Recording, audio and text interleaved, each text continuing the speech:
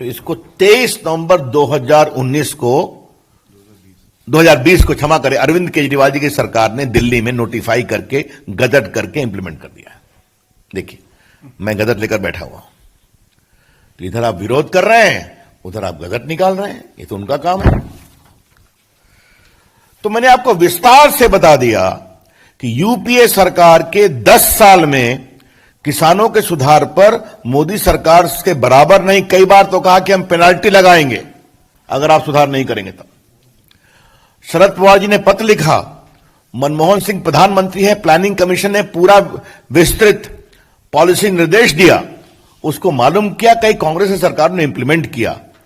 राहुल गांधी ने स्पष्ट कहा 2019 में कि हम मंडी एक्ट को रिपील करेंगे और हम किसानों के लिए पूरे अवसर पैदा करेंगे।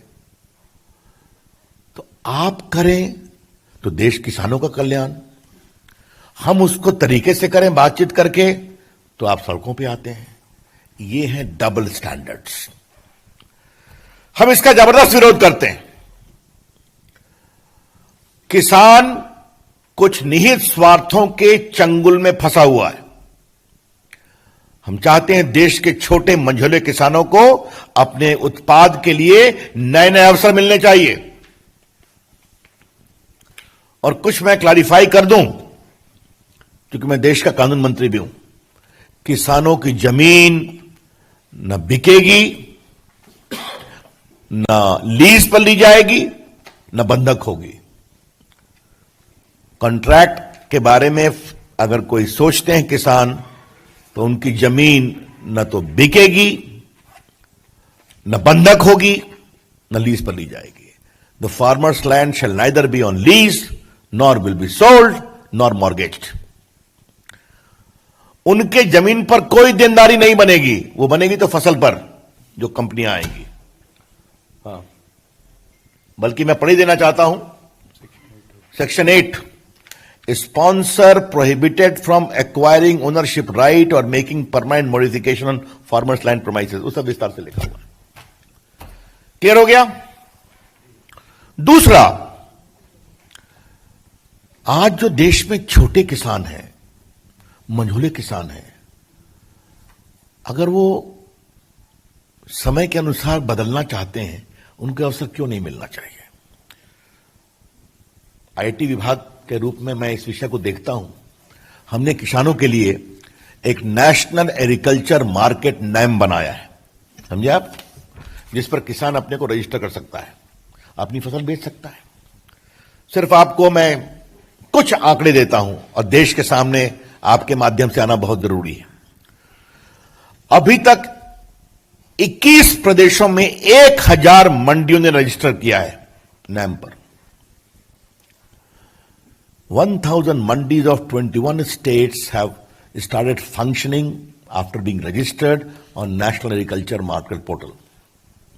कितने फार्मर हैं रजिस्टर्ड? 1,68,00,000। कितने ट्रेडर हैं? 1,51,000। ठीक है? और कितने का व्यापार हुआ है? 1,15,000 करोड़ रुपए का।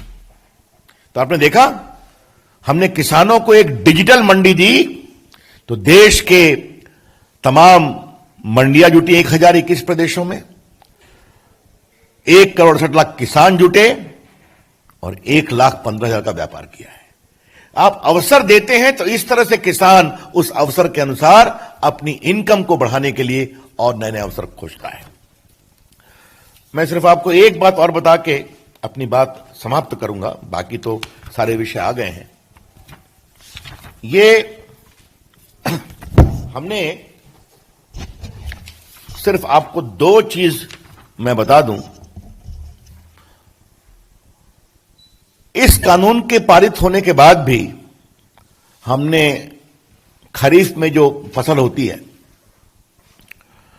उसमें 6 फसलों के भुगतान के लिए हमने, और रबी में भी न्यूनतम बिल में वृद्धि की है।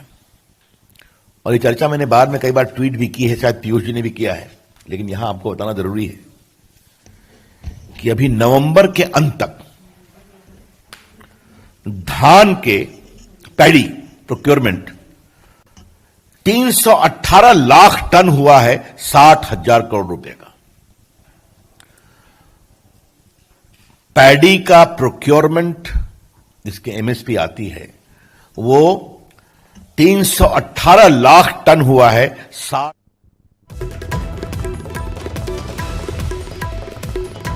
ਤੁਹਾਨੂੰ ਦੱਸ ਦਈਏ ਕਿ ਕੱਲ ਕਿਸਾਨ ਆਗੂਆਂ ਵੱਲੋਂ ਬੰਦ ਦੀ ਕਾਲ ਦਿੱਤੀ ਗਈ ਹੈ ਔਰ ਉਸ ਤੋਂ ਪਹਿਲਾਂ ਅੱਜ ਭਾਜਪਾ ਵੱਲੋਂ ਪ੍ਰੈਸ ਕਾਨਫਰੰਸ ਕੀਤੀ ਗਈ ਹੈ। ਇਸ ਦੇ ਨਾਲ ਹੀ ਵਿਰੋਧੀ ਦਲਾਂ ਨੂੰ ਘੇਰਿਆ ਗਿਆ ਹੈ। ਵਿਰੋਧੀਆਂ ਤੇ ਤੰਜ ਵੀ ਕੱਸੇ ਗਏ ਨੇ ਕਿ ਵਿਰੋਧੀ ਫੌਜੀ ਰਾਜਨੀਤੀ ਕਰ ਰਹੇ ਨੇ। ਵਿਰੋਧੀ ਪਾਰਟੀਆਂ ਦਾ ਦੋਹਰਾ ਰਵੱਈਆ ਸਾਹਮਣੇ ਆਇਆ ਹੈ।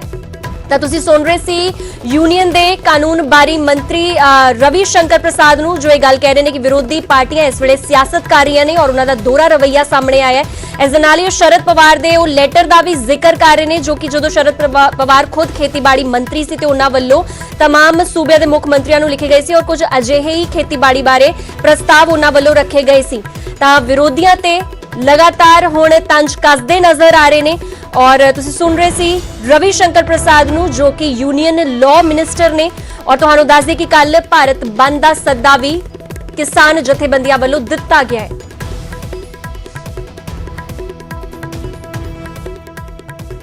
तो लगातार हर